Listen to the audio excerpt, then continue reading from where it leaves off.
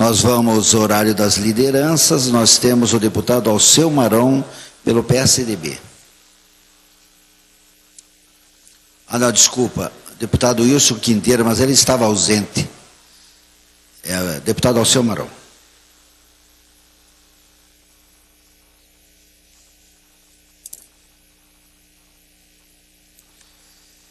Senhor presidente, senhores deputados, venho hoje subir à tribuna, ocupar o espaço da liderança do bloco PSDB-PSD,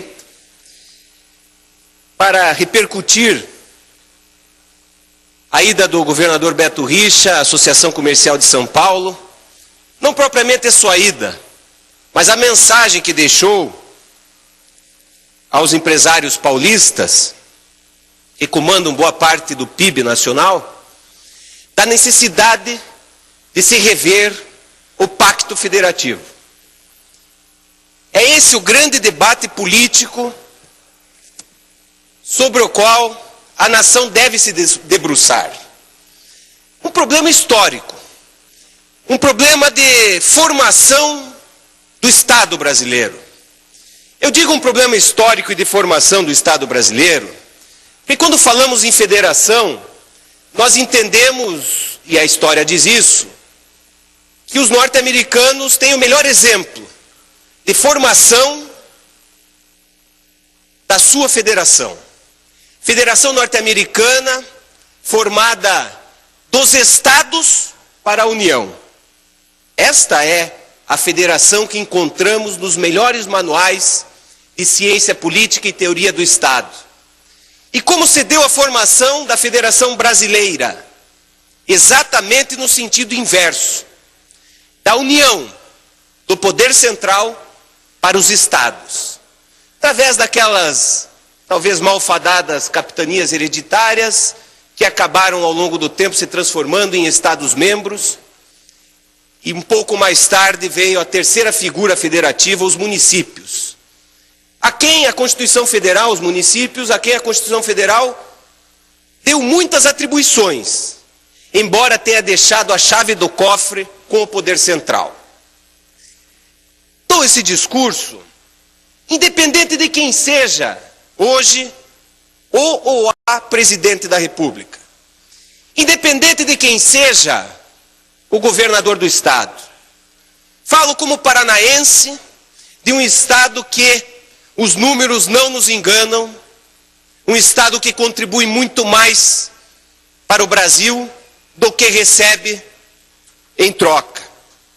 O Paraná é o 5º estado em arrecadação na União Federal. E o Paraná é apenas o 23º estado no recebimento de recursos federais.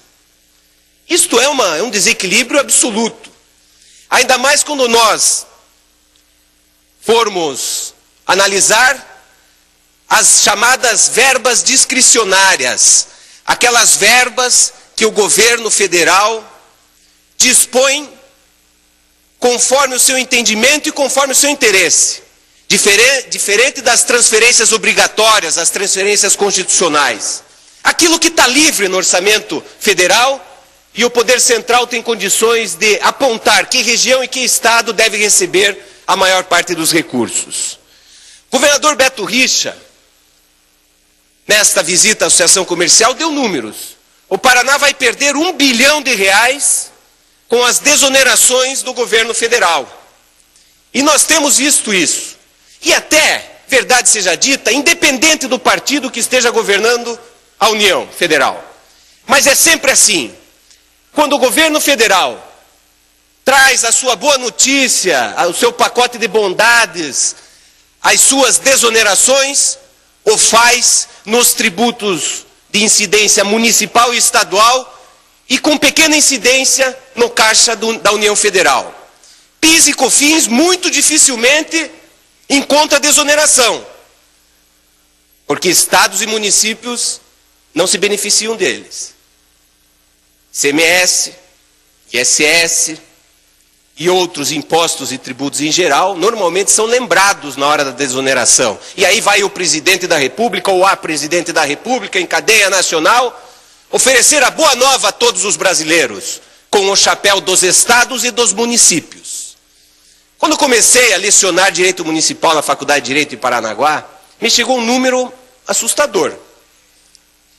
De cada R$100 que o brasileiro paga, R$70 vão para a União Federal, 25% para os Estados-membros e apenas 5% dos municípios. E houve um processo de descentralização, de municipalização da saúde, por exemplo, tão bem debatido aqui por deputados que compreendem muito bem o assunto, e entre eles eu destaco o deputado Gilberto Martim, que acompanhei, foi um excelente secretário de saúde. Mas o que chama a atenção aqui? O Paraná contribui com a nação, e é justo que contribua, é um estado rico, de natureza rica, que procura se industrializar cada vez mais, fortalecendo o seu orçamento, mas está na hora de exigirmos a contrapartida. Quando vamos analisar o Paraná, eu não estou aqui dizendo que a região Nordeste e Norte, talvez as duas regiões de menor condição econômica das regiões brasileiras, é injusto mandar dinheiro para lá. Não é isso, não. Eu quero comparar o Paraná com quem ele pode ser comparado.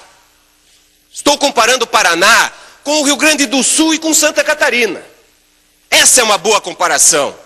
E é mais uma vez uma comparação que nos faz lamentar a posição federativa do nosso Estado.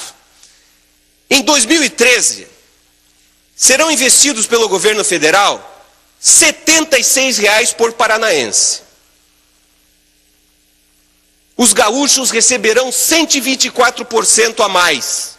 E pasmem, Santa Catarina, que outrora lutava para ter uma melhor representação política no governo central, Santa Catarina, o catarinense, receberá 213% a mais do que o paranaense de recursos federais no ano de 2013.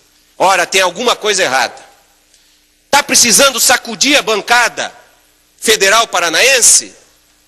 Até entendo que não, porque vejo o movimento dos deputados federais e vejo que as emendas parlamentares, as individuais, têm um baixo número de execução orçamentária. Se não me engano, apenas 6% das emendas dos parlamentares encontraram execução no orçamento federal. Eu não tenho condição, eu não tenho como não citar o que citou o deputado Hélio Rucci, da emenda 29 da saúde, que impôs aos estados 12% para gastar em saúde, aos municípios 15%. E a União Federal se articulou para não permitir que nem 10% do orçamento federal seja gasto com a saúde. Aí tem que fazer os mangotes com CPMF que vai para a saúde. Por que não põe no orçamento próprio da saúde? Por que a União Federal não se compromete a gastar 10% que seja? Quanto estados, 12 e municípios, 15. A dívida do Paraná, governo Requião e governo Beto Richa, uma dívida contraída no final de 98, 5 bilhões de reais. Governo Requião e Beto Richa já pagaram 9 bilhões e meio. E tem mais 9 bilhões para pagar. O que faz a União Federal com os estados, senão a mesma coisa que o FMI fazia há algumas décadas com o Brasil, e todos nós nos indignávamos? Agiotagem. Então o Brasil precisa decidir que federação quer. Porque os estados vão contribuindo, mas todos nós sabemos que politicamente situações injustas podem permanecer por algum tempo, mas não permanecerão o tempo todo. Está na hora de discutir o Pacto Federativo. Está na hora de discutir que papel tem o Estado do Paraná no concerto da Federação Brasileira. E aí, eu que faço um discurso apartidário, embora exercendo aqui o espaço da liderança do PSDB, não posso resistir à tentação de lembrar que nunca o Paraná esteve tão bem representado nos ministérios da Federação Brasileira. Ministérios estratégicos, a Casa Civil, talvez o mais forte, das Comunicações, Secretaria-Geral da Presidência. Lá estão paranaenses. E eu não quero acreditar que qualquer paranaense, quando assume um cargo de ministro, uma das primeiras coisas que não lhe passem à cabeça é dizer como vamos beneficiar, como vamos levar investimentos ao nosso estado de origem política. Por isso, eu tenho certeza que nós, embora estejamos passando um momento de injustiça dos recursos que o Paraná não recebe da União Federal, com esta representação ministerial,